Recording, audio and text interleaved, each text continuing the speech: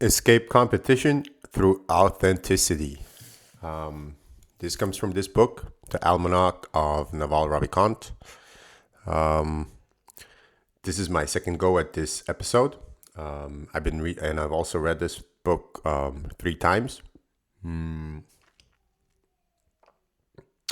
Skimmed it through a couple of times, and I actually, The Almanack of Naval Ravikant by A Guide to Wealth and Happiness: How to Get Rich Without Getting Lucky by Eric Jorgenson. So, escape competition through authenticity. Um, uh, yeah. Uh, well, maybe this episode is going to be a mix of this book and how this kind of applies to me. Like, I've had experience with plant medicines and psychedelics and shamanism and trauma healing and like psychology and mindset growing and healing for 20 years. And I keep coming back to this. Like, I mean, this like, and especially the second book I wanted to do in this series is the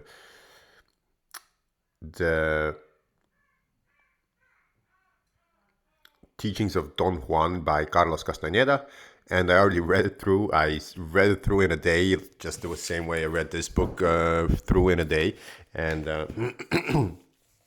there's a certain way I see the world, and there's this Yaqui Indian in Carlos Castaneda's book who teaches him the way of how they see this world, how this world is an illusion, and we see it in everyday life. We see it through one spectrum, but they use these plants that I've used with different shamans like peyote, mescalito, ayahuasca, cannabis, mushrooms, 5-MeO, DMT, to expand your perception and see through the illusion, you could say. So, and the reason I guess I picked this book first is because I'm really drawn to this psychedelic spirituality, energetic world, and I live it every day. It's so ingrained in me. I'm like, oh yeah, that I feel like, oh, that space moved. Okay, I gotta move as well because like, oh yeah, I experience non-duality, enlightenment. I'm like, I want to keep the life force moving all the time, and sometimes it's too much, but it is what it is. The reason why I picked this book, there's a lot of good quotes, and you can obviously get them from good reads as well. And I'm gonna go through some of these quotes. But the reason I picked this book is because Naval he's a great bridge. He's got one foot in the world of startups and entrepreneurship and investing, and the second part of this book is him speaking about happiness, and that's the one thing that really matters the most. That would love to find this now. Yeah, this whole thing is a skill. It's amazing how, yeah, look, okay, this I was lucky with this one.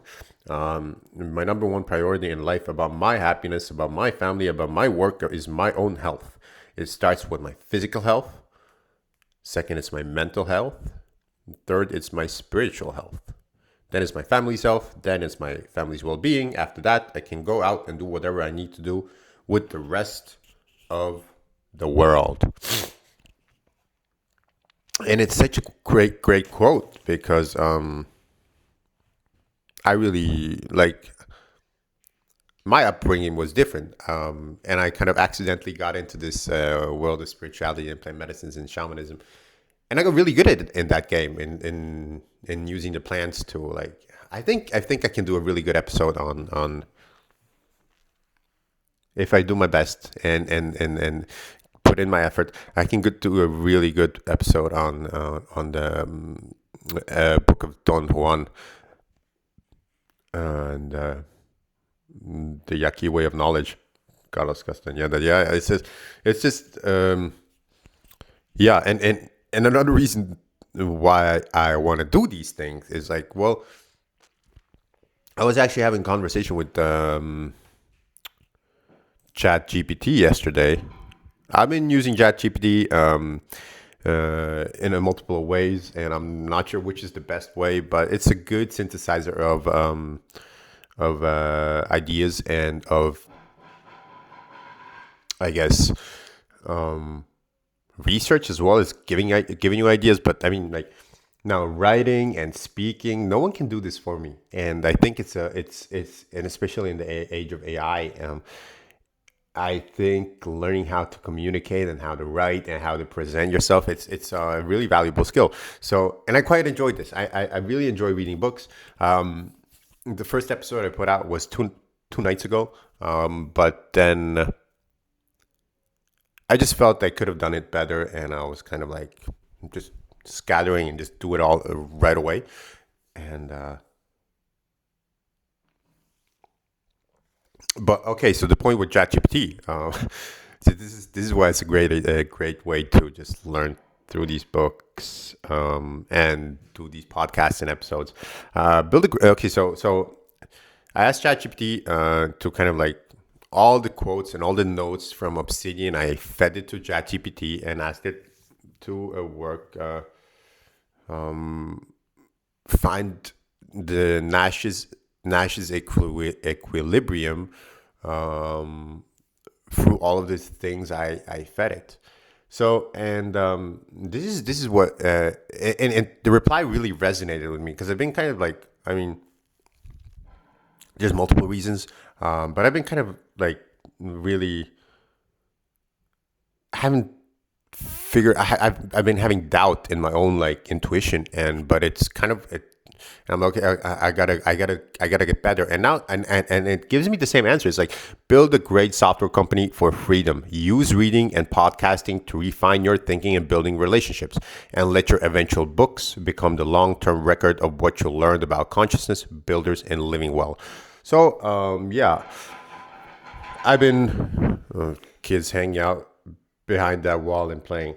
I've been reading. I read this book. The next day, I read the book on. Carlos Castaneda's book, The Way of the Teachings of Don Juan, and yesterday I started reading Smoke Signals, history about cannabis, and and I also noticed I got really excited. Now, when I said this book is a bridge, I got really excited about reading Don Juan because I read it before, and it kind of like deepened the understanding and the intuition of all this that I really didn't have context for with psychedelics and plant medicines, and it really opened up my mind and like yeah, there's it's a magical thing. It's sorcery. It really is sorcery. Really, there's different worlds, physical planes, spiritual planes. It's like behind the veil, and I felt I was kind of lost. And I really did it for like 2 decades because my dad drank himself to death, and I felt like my relationship with my mom wasn't pure and good, and I found out reasons why, and here I am, still going strong, I guess. But yeah, in the book I thought I'm gonna write is my own. Oh yeah, and then I also started reading yesterday. I started reading two books yesterday. Rework by David Heinemann Hansen. His podcast with David Senra is coming out today. Really excited for it. David Senra is another guy I've been picking on online. Although I have a lot of respect for him, even this thing is kind of inspired by him.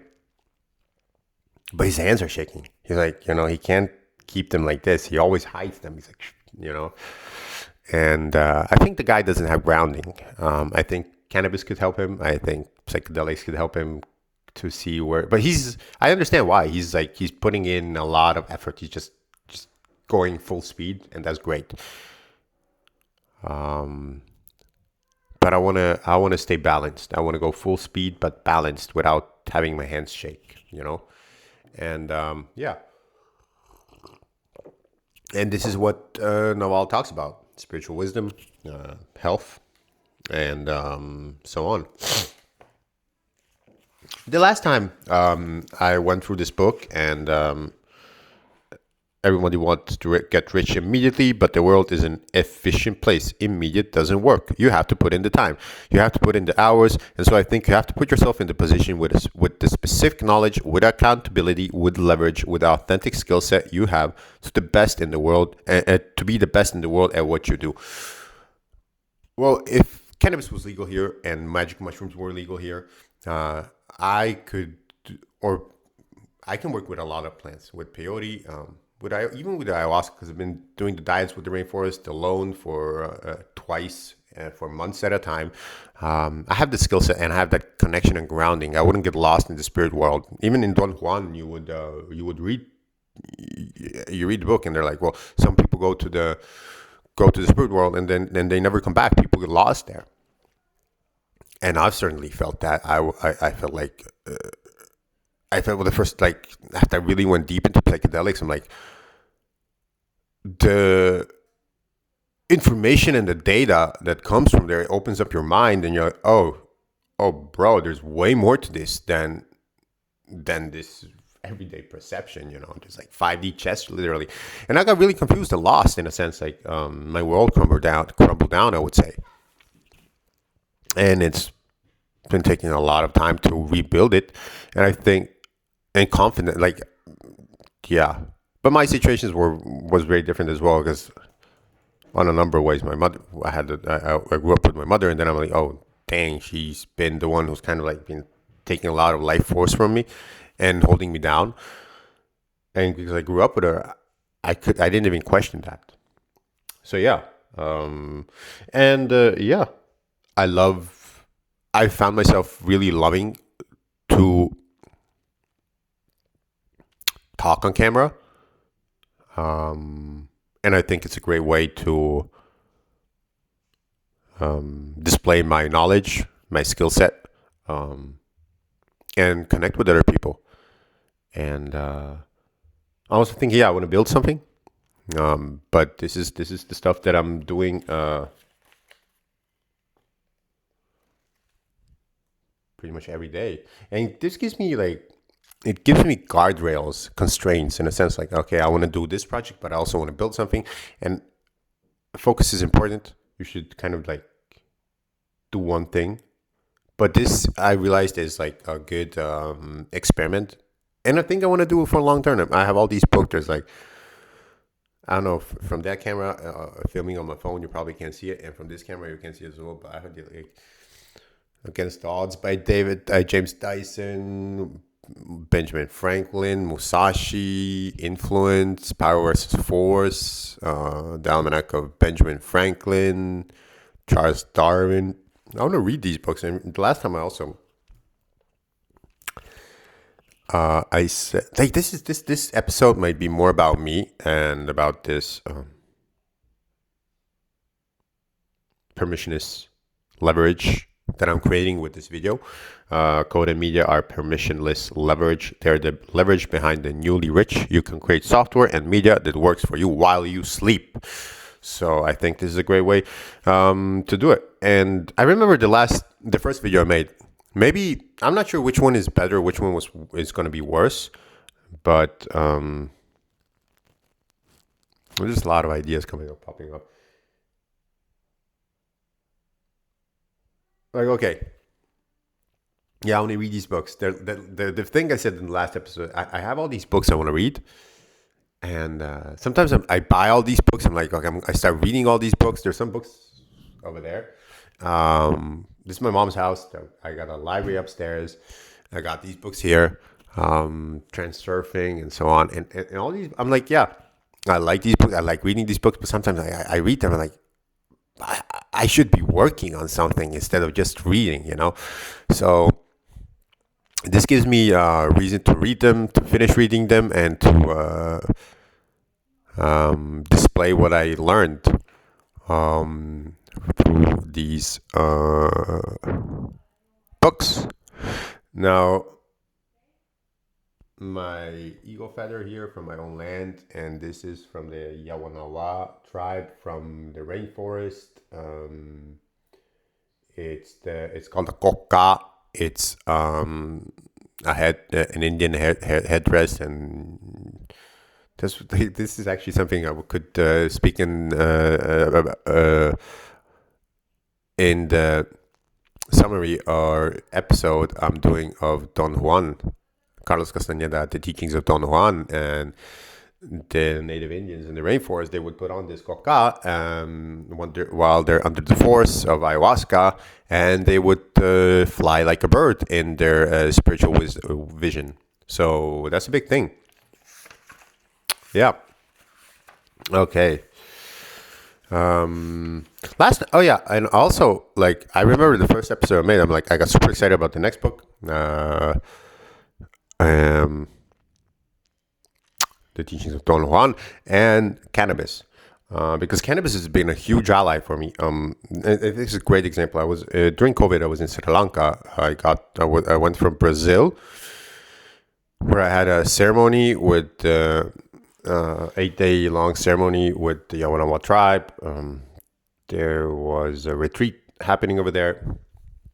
And after that, I felt like I don't want to come back to Estonia. And COVID just started. Just after, I had major breakthroughs in that ceremony.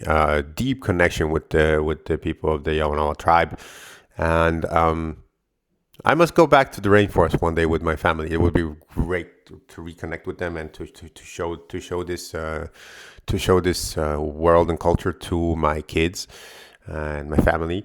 And I remember I went to Sri Lanka and it was COVID, and they're hanging out alone writing. I thought I'm gonna write a book, and then I'm like, yeah, I'm surfing, and then my birthday came, and I'm like, okay, I had this intuition tell me, yeah.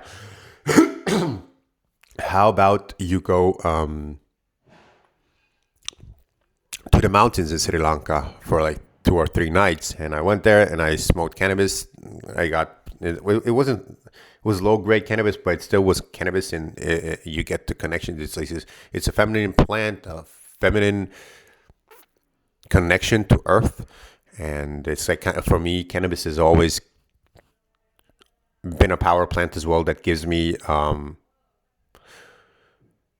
a different angle to my life and perspective. So I get some intuition and wisdom and guidance from it. It might be one of the most favorite plants of them all. To me, I like peyote as well, but it's like they're not like you can't access them here, and even cannabis is illegal here. But you can sometimes find them on the street, like people are walking, like you're smoking, like can I have some? I'm like, okay, you're like a beggar, but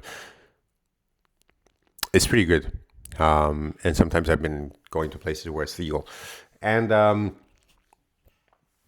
so yeah, I was smoking cannabis on this mountaintop in Sri Lanka alone on my birthday, and I have this intuition telling me, yeah, you should go back to Estonia and find a girl you know from childhood. And I changed my tickets with Qatar Airlines. 3 days later, I was back in Estonia. 2 months later, I met the girl I used to play tennis with, and we also used to be in the same networks when we were teenagers, I guess.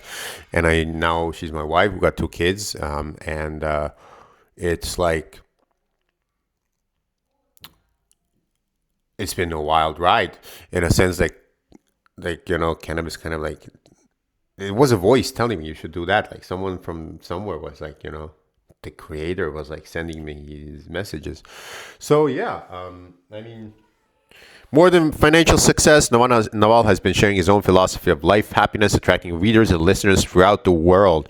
Naval is broadly followed because he is a rare combination of successful and happy. After a lifetime of study of application of philosophy, economics, and wealth creation, he has proven the impact of his principles. I love that. And I also have my own philosophy of life. I would probably love to share it. I wonder, where did the mouse go? We should have the mouse here. Okay. So yeah, I guess I really would like to talk more about. There's also this book about 5-MeO DMT, and I think this is gonna be like, David Senra is great. He's really focused on one idea, is like entrepreneurship. Like someone said, his startup or his episode is Church for Founders. I think so too, but I don't want to pigeonhole myself here because I want to pursue these books that interest me. There's even like lectures in physics I might do an episode on that, even though it would be pretty hard. But if I would be able to give some kind of, summary on it, I think I would become better in physics and understanding the nature of the universe as well. Okay. Let's go through what Naval says here. In last episode, I said I rushed through. My episode.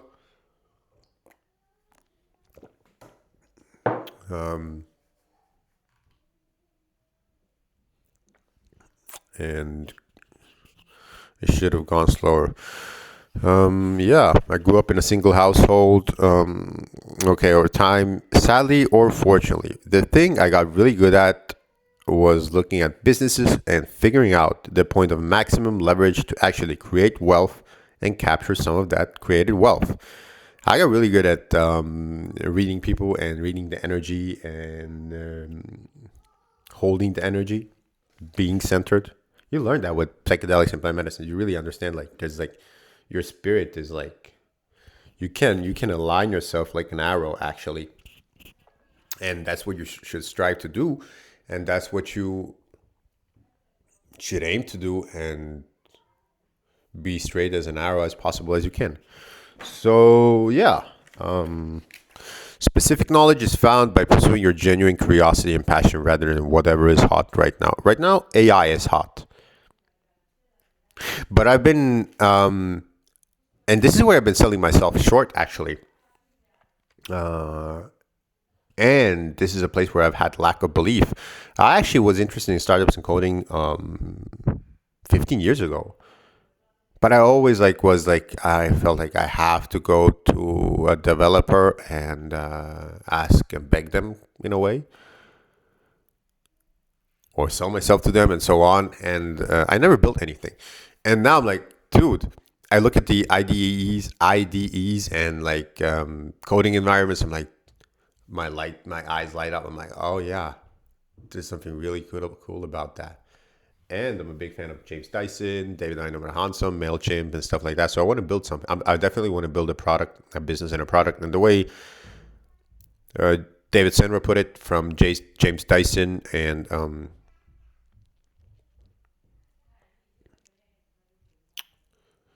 James Dyson learned it from Honda is that you take a product, an existing product, and you look at it and you're like, how can I improve this? How can I make this better? Maybe more colorful. Maybe there should be a thing that weighs my calories and how much energy it gives me and when I should have my next cup of coffee. And then you put it down and they're like, okay, how can I improve this? Now, focus matters. Maybe I'm wrong with this. Maybe I even shouldn't be pursuing this project. But I really enjoy it. And I think there's this valuable skill of communication, of writing, of presenting yourself, and of storytelling.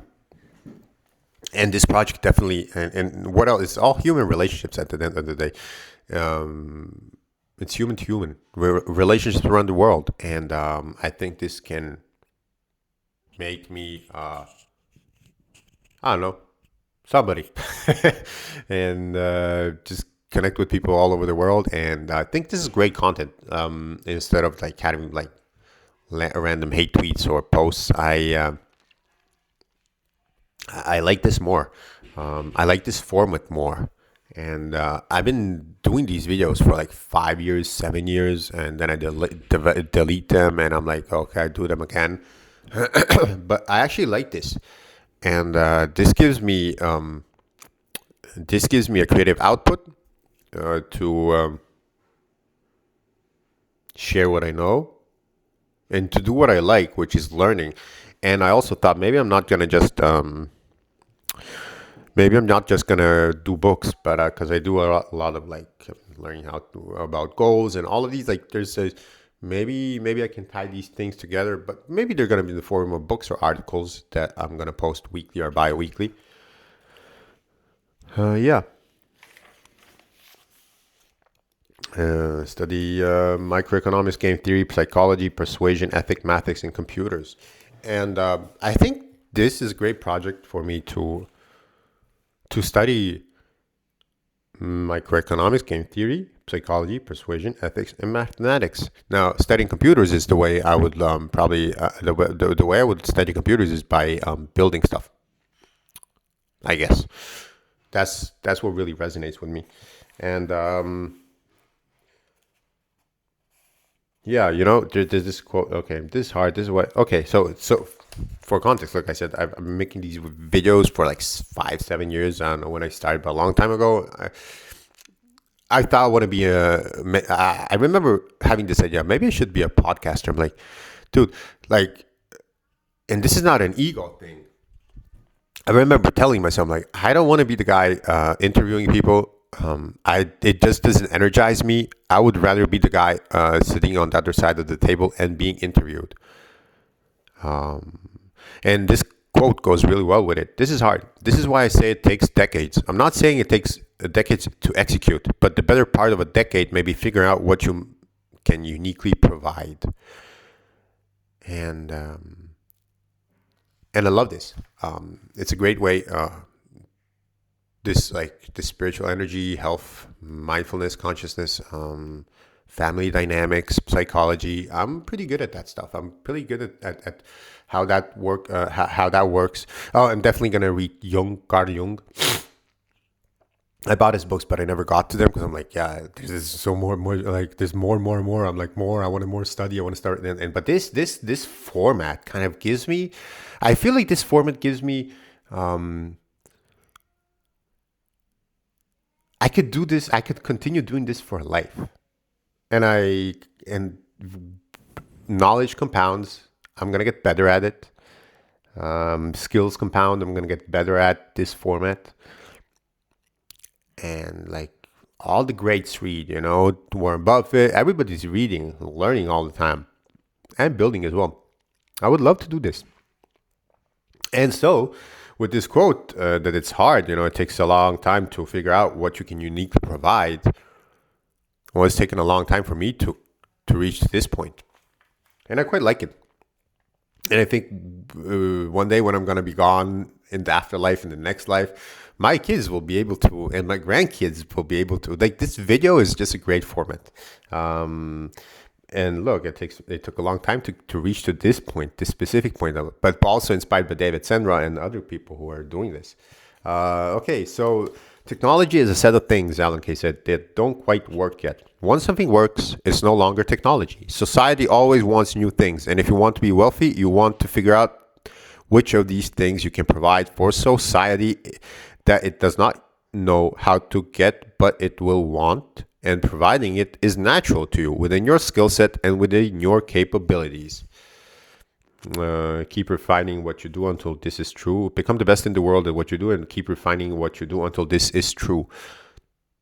I don't think it's a bad idea. I mean, like in the previous quote I said, it's like, I've heard many times in ceremonies. I've had thousands of ceremonies with plant medicines. Even like when I was the last time I was in the rainforest was maybe 7 years ago.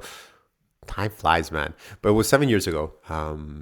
In the rainforest, I've been to Rio de Janeiro twice or thrice after that for ceremonies close to Rio de Janeiro at a retreat center over there with the same tribe. But I was in the rainforest, and like even there, like I drank ayahuasca like daily alone, and I remember I was there like this I got to this really dark space in my spirituality. Like when I drank 10 cups during that day. That was before noon. We just like the local shamans were there. Everybody gathered, and I'm like there. I'm like, I was drinking. It was intense energy. I'm like, I went to this dark spot, and I'm like, okay. And I'm like, man, because I was alone in a sense. Like I was the only white guy over there.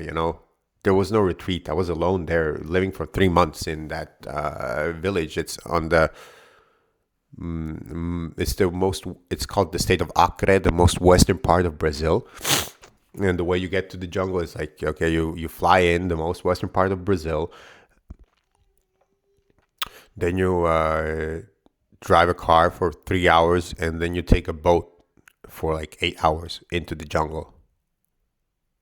Yeah, it's pretty far away. And I remember, I'm like, okay, I'm drinking this ayahuasca. I'm like, okay, I really want someone to hug me, I really, because it feels so lonely and cold. And I'm like, okay, and the message comes to me: no one is gonna love you and hug you stronger and harder than myself. And that was like, and that's what the plants teach you, like. I don't know. I felt like that kind of like it came from somewhere, and it really it made me stronger in a sense. Like, yeah, you're alone in this world in a sense. I mean, if you and you can always find like-minded people, but in a sense, you're also alone. You have to keep the needle moving alone. No one's gonna move it for you, especially as a man, as a father. Yeah. So, and I think that's my specific knowledge. I would if I would do ceremonies, I would do ceremonies with cannabis, and I called it Santa Maria, and then I read this, and it's like, and then I started reading the book Smoke Signals by Martin Lee, I guess was his name, and like I skimmed through it, and there was a part where it says like the Mexicans called it Rosa Maria, the sacred rose. I think so, something like that, or yeah, something like that. It's a pretty beautiful name for a feminine. It's a feminine plant. The internet has massively broadened the possible space of careers. Most people haven't figured this out yet. This might be one of them. There's so many great. This is a great book. And respect for Eric Jorgenson putting it together. When you find the right thing to do, you find the right people to work with. Invest deeply. Sticking with it for decades is really how you make the big returns in your relationships and in your money. So compound interest is very important. Yeah, so this is where I made a note, like I should tell this cannabis story from Sri Lanka that I told you before about how, like, I worked with the plant, and like I got this feeling, and I really trusted my intuition on that one, because it was so clear. It was such a loud voice. I'm like, yeah, you should go back to Estonia. The most interesting and the most important form of leverage is the idea of products that have no marginal cost of replication. This book is leverage. This podcast is leverage. Oh, I quite enjoyed this. I'm really happy about this.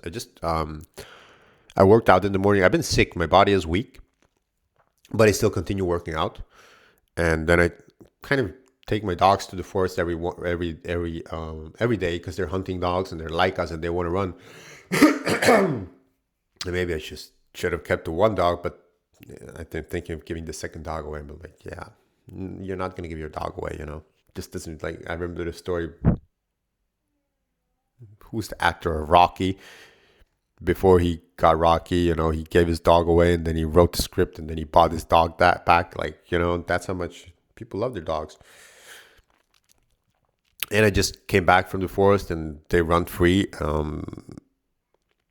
I got a tracker on this. They've got two dogs, the father and the daughter. And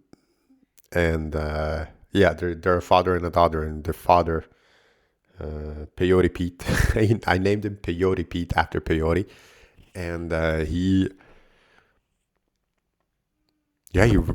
was in the forest for like 40 minutes. He found some root that was pretty cool, and yeah, okay. Figure out what you're good at and start helping other people with it. Give it away, pay it forward. Karma works because people are consistent. On a long enough time scale, you will attract what you project, but don't measure. Your patience will run out. And this is such a good, I feel like this format and this podcast and reading books, I like reading. I'm like, it's just, I also, honestly, I've been really just, my main focus has been just some moving energy. Even if it hurts, I'm just keep going, and I've activated a lot of stuff in people here. I feel like it, and a lot of people don't like me for it. But I felt like it was true to my nature. So most of my intentions were good. Sometimes you fall into that, like, because there's so much negativity around you. It gets to you, and you're like, you get succumbed by it, and then you're like, oh, dang, I got to get out of it. And then you see through it, and then you're like, huh. you become wiser and more aware, and like, I'm never going to fall into that place again. Maybe not never, never, but if you do, you recognize it, and your intentions are gonna be better, you know. And so I'm saying that in the context of pay it forward, and I'm thinking, yeah, this project gives me the way my family gives me structure. This gives me structure as well, and that's pretty cool. Okay, I underlined this, not in some cosmic karma kind of way, but I believe deep down we all know who we are. And I feel like we're all spiritual beings in this human body having a spiritual experience, a human experience. So, yeah, building judgment. No, definitely. Okay, my definition of wisdom is knowing the long term consequences of your actions. Well, I've been wise in some places and unwise in some places, and you live and you learn. That's life. What you work on with who matters more than how hard you work, but you got to work hard. You have to put in the time, but judgment is more important. The direction you're heading in matters more than how fast you move, especially with leverage. Picking the right direction you're heading in for every decision so far is far more important than how much force you apply. Just pick the right direction and start walking in. Walking in and start walking. Start walking in and start walking. This really now this project, it feels like one of the most correct paths I've been taking, and I'm telling you, and at the same time, I've been reading these Tim Ferriss books and all of these books. I'm like, I've been at this for a decade, and now I'm just kind of like, now I'm like, my judgment. I have this strong intuition telling me you should pursue something technical as well, and I might actually. I feel like this project is something that relaxes me. I want to read anyway, the same way I want to spend time with my family. I just want to really maximize my hours I get. I want to be really focused when I have to be focused, have this deep work block. But I kind of feel like I want to be working all the time, and this is a great project. I just love it. I feel good about this. even though my first version of the same book was it wasn't so good, and I still posted it and then I deleted it. Okay, but then you forget it and move on. Mental models are really just compact ways for you to recall your own knowledge. And a quote here I had is like, well, what if I teach people the mental models like spiritual models, not just how the way this physical reality works, and the thing that David Senra is going to teach you, and he's really good, and how business and all that. But it's not just business; it's all life. But there's this spiritual, energetic, subtle vibration, physical health, mental models that I haven't even figured this out yet. But this is kind of this is the idea, and maybe there's something behind that idea. If you can be more right and more rational, you're going to get non-linear returns in life. I love the blog Farnham Street because it really focuses on helping you be more accurate and overall better decision maker. Decision making is everything. That's about true. Okay, there's a new branch of probability statistics, which is really about tail events, calculus. We're measuring the changes, small, discrete, or small, continuous events. Okay. I also realized the last time when I should, the best way to, I guess, I should have all these notes, but the way David Senra does, he strips them all away. And the main thing comes up. And right now I'm just kind of sharing what my own experience. I'm sharing, I'm just talking openly. And I'm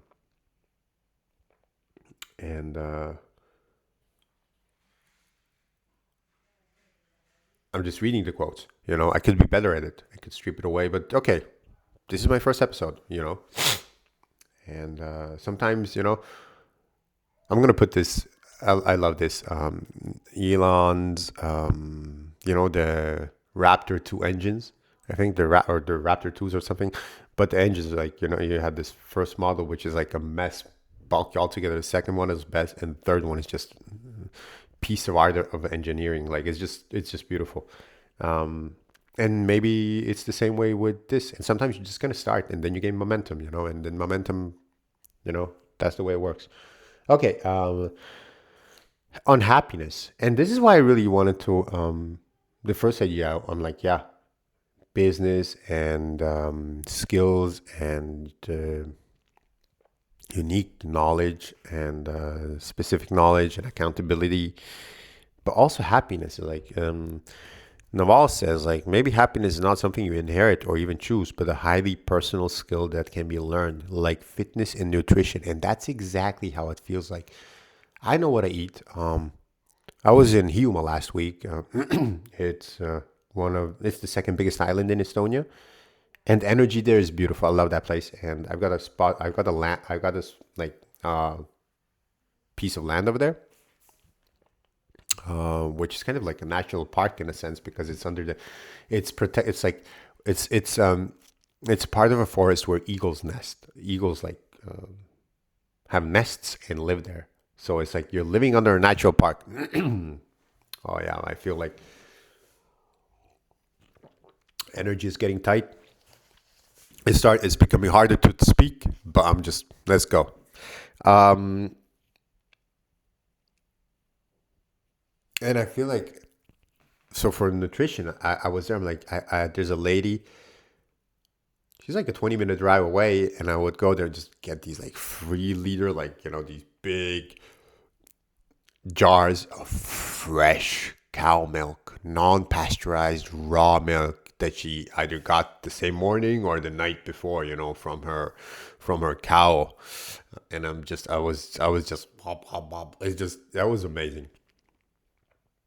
And it's a highly personal skill. I feel like that raw milk, getting it grounds you, it connects you. I saw the cow that, like, it was roaming free from who I got the milk, and it's pretty awesome. And the same way as my fitness is the same way, like I work out here every day. Um, I have like an ellipsis machine that we bought like a year ago for my wife, and now the last 2 days I've been, you know, doing this with it. I've got a strength bar, pull-up bars, boxing bag. So, and I kind of like I move, and then I sprint in my yard, like a 60-meter sprint, like go hardcore. It's just, and this is highly, and then I do yoga and stretching, and it's a highly personal way I've developed my workout, and it's because I live 40 kilometers away from Tallinn. If I would have to go to the city to work out, there are places closer here as well. I can go swim, which actually isn't a bad idea. I should go swim. Swimming is nice. But I kind of feel like keeping it compact, all of these things here close to me. And happiness is the same way. You have to have these mental models. You have to have these practices. There's a way you think about the world. You have to train yourself. It's a muscle. Yeah.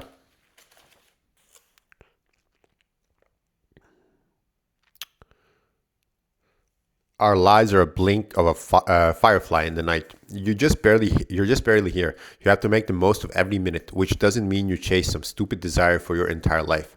What it means is every second you have on this planet is very precious, and it's your responsibility to make sure you're happy and interpreting everything in the best possible way. Interpreting everything in the best possible way is so important because it matters how you interpret things. And sometimes you're going to interpret them wrong, and there's this meta skill where maybe I interpreted something wrong, and in this Toltec way of life, one of their main principles is not to take things personally, because maybe it was targeted you, maybe it wasn't, and even if it was, it's the other person's inner demons judging the outside world. That's how it works. Most of it is going. Most of it is going to come from acceptance, not from changing your external environment. A rational person can find peace by cultivating indifference to the things outside of their control 100%. We crave experiences that will make us be present, but the cravings themselves take us from the present moment. And now here I wrote down. Now this is why cannabis helps. Cannabis, and maybe in this now, Smoke Signals. It's a great book. It's a really long book, but it's a really great book. And probably I'm gonna do Carlos Castaneda, the teachings of Don Juan before, because it just is spirituality and all these like practices and shamanic practices and all of that. I like that, and it's been a big part of my life, and I still live according, when the wind blows, you kind of now there's a new lot, and now a new circle started. This is beautiful, and cannabis is a great happiness is a choice you make and a skill you develop, and cannabis is a huge ally of mine. It always kind of lets me go deeper into myself, and there's it gives me the presence where I hear subtle whispers of my own soul, and I'm like, life gets in the way and you forget what you have to be doing, and then like, oh man, now. And cannabis helps. It calms me down, it connects me, it gives me like an extra route to my spiritual thing, to my connection to earth. So yeah, for me these days, happiness is more about peace than it is about joy. I don't think peace and purpose go together. I think peace and purpose can go together, and joy is definitely something. It's a different energy. Even in the rainforest with the Yawanawa tribe, you're like, yeah, you. It's not. They don't talk about happiness. They don't talk about peace, but they do talk about joy. And in these, like, when they sing their songs under the force of ayahuasca, you're like, there's something really deep, subtle vibration, like coming from them, and it's not happiness, it's not peace, but they are happy and they're at peace, but it's joy. Okay. A happy person isn't someone who's happy all the time. It's someone who effortlessly interprets events in such a way that they don't lose their innate peace. Certainly a skill to develop. Confucius says you have two lives, and the second one begins when you realize you have only one.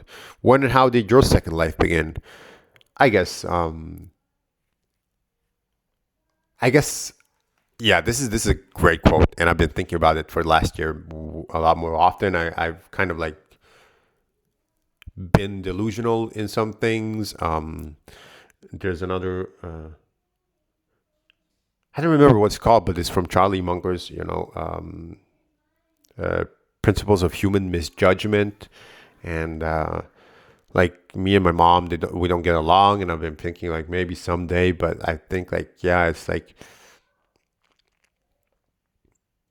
loss aversion or loss or denial. Like the example Charlie Munger brought up is, well, if there is a person like a mother who lost their son in a war, they're like, even if they get the message that their son is lost, they're like they become they go in denial. They're like, no, maybe he's still there, because the loss is so heavy that they can't accept it. And for me, maybe this actually where I am in my life right now is like, this is the place where I understand that I only have one life. I've got my kids, my mom, and this whole environment where I live at. I'm like, yeah, it's not for me. It doesn't feed us. It kind of drains us. And I got to get myself out, and I got to get my family out of here. And that's when my, I guess, second life began, when I realized I only have one. We're all becoming, time is moving in one direction. Yeah, you can stop it, you can move it slower. I think in the spiritual world, there's some sorcery and some stuff, and cannabis definitely moves time slower for me, 100%. Yeah.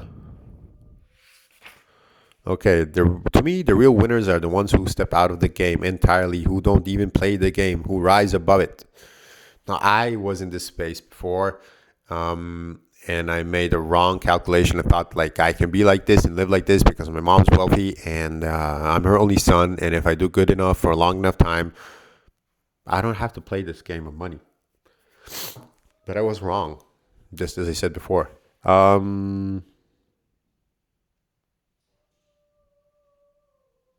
Yeah, but that's what I want to go. I mean, David Heinemann Hansen is still like, they're enjoying the game, but they're like, if it ends today, it ends today, they're good.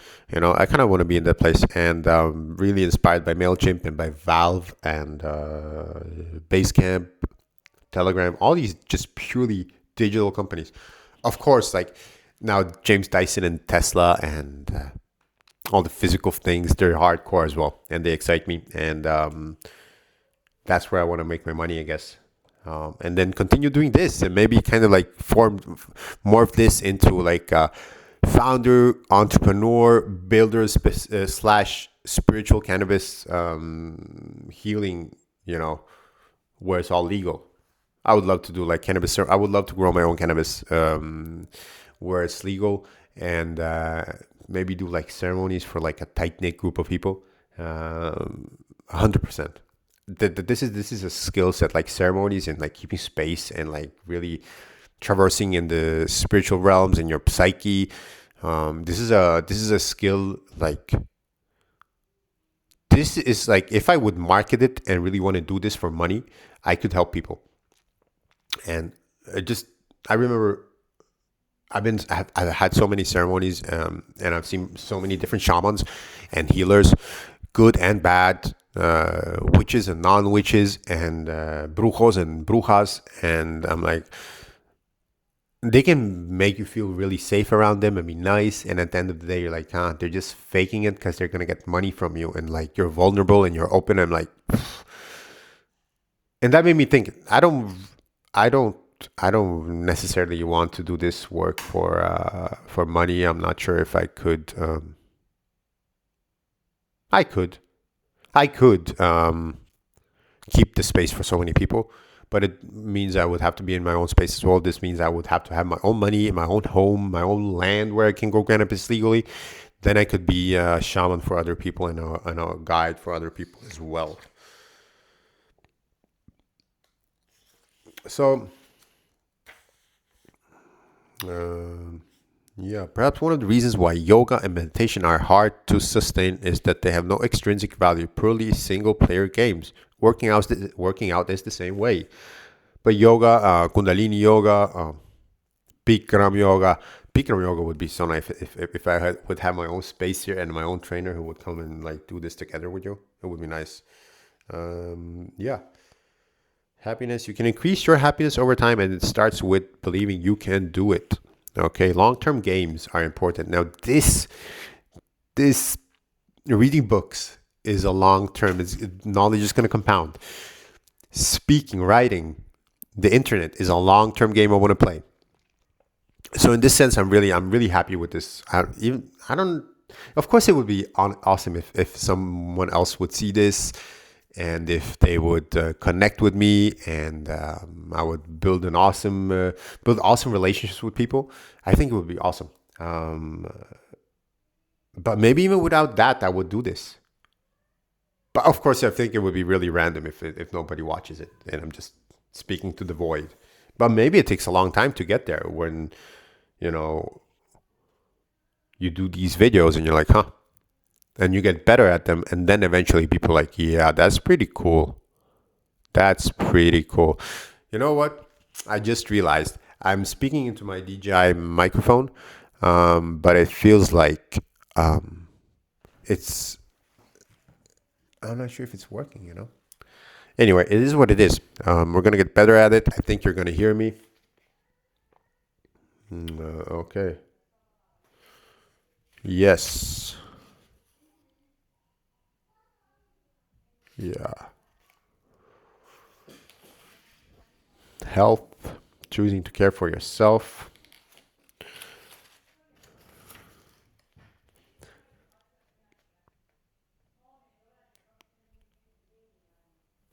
Yeah, this is just great. He talks about meditation and health practices and not being, and being happy. Cold showers. I love going swimming in the sea. It's not swimming, it's just dipping inside. After a hot sauna, dipping into the freezing water when it's like minus 10 degrees outside. That's some Wim Hof level type of stuff, and it's beautiful. I love that. Yeah, everything is mind. From the seven Hermetic Principles, which is another great book, I think, which would be great to dissect and read it out to you and just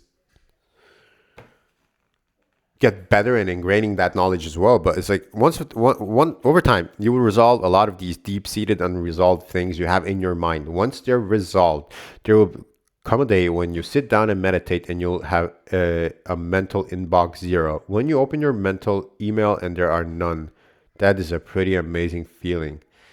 And everything is the mind, actually, because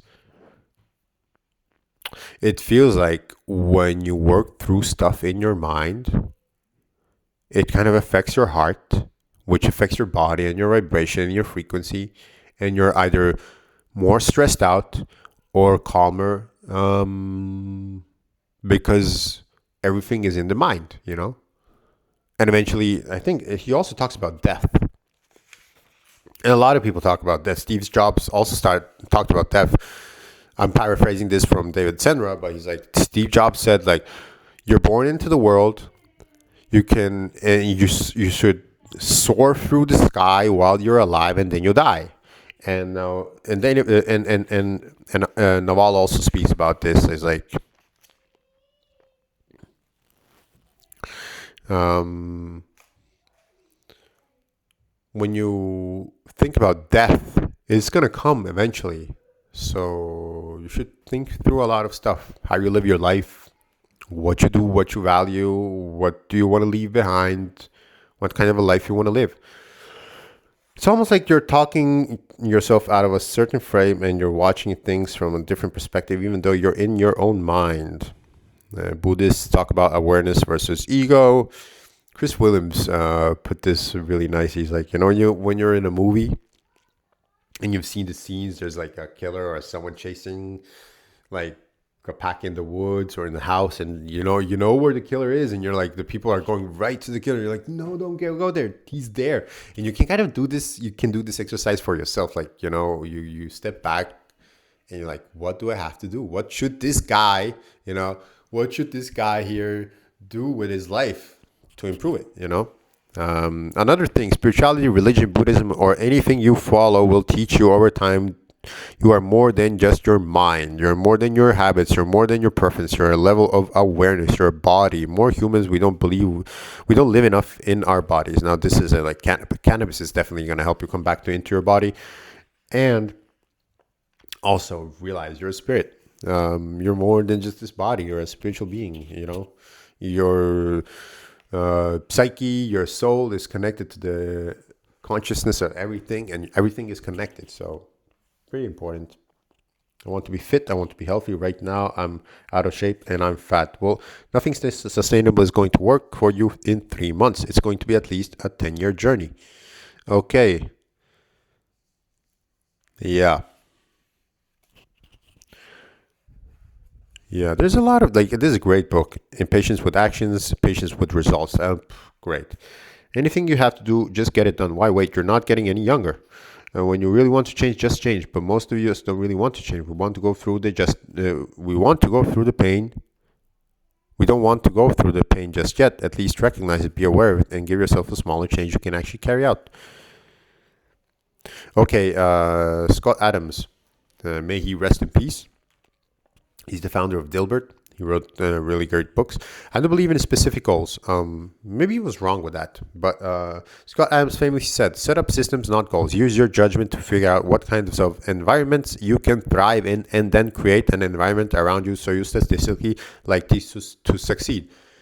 I would really love to create an environment when I can grow legally my own cannabis, live in the forest, grow my own food, be with my family, and work online and travel. And I think this project is one great system. I read books. I love to study. I love to learn. I love to read stuff online. And the best way to learn is repetition, the mother of all wisdom, and teaching other people what you've learned.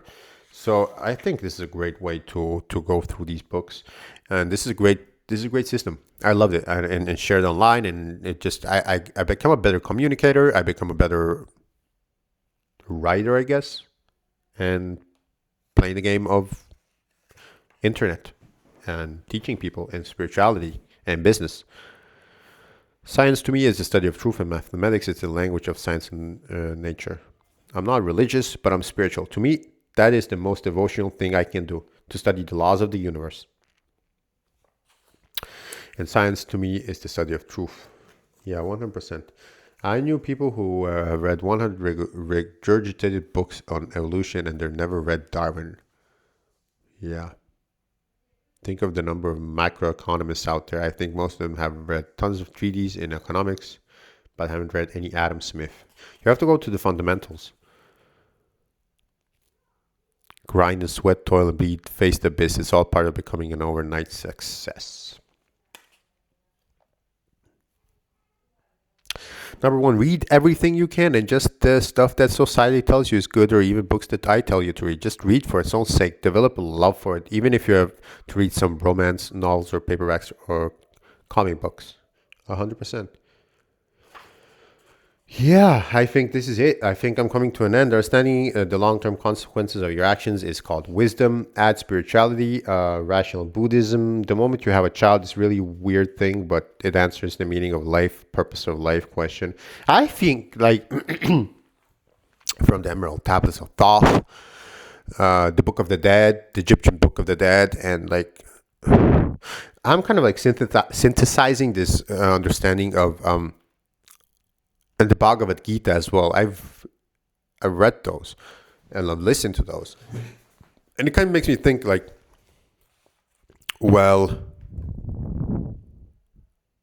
the purpose of life is to do as much good as you possibly can, and it's going to accumulate this. It's all energy. It's going to accumulate in the next life, you know, and I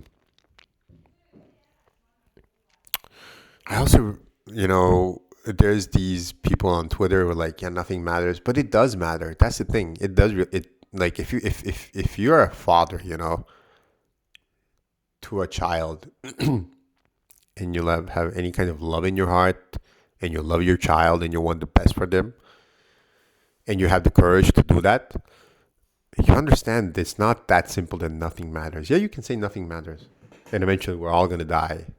But do you want your kids to suffer? I don't think so, you know? So yeah, on that note, it's been a great book. I think it's a great intro to what I'm trying to do with this podcast.